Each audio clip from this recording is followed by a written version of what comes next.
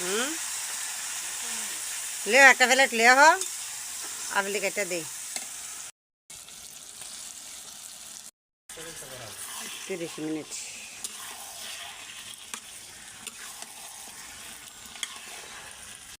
এভাবে কোনো সময় মাংস রান্না করি নেই, তাই প্রথম।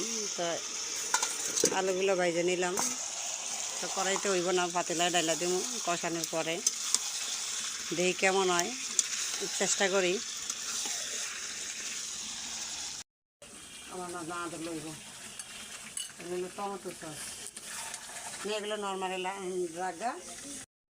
এখন দিয়ে দিব গরম পানি। এগুলো গরম পানি করে দিছি, গরম পানি করে দিলে তরকারি স্বাদ বাড়ে।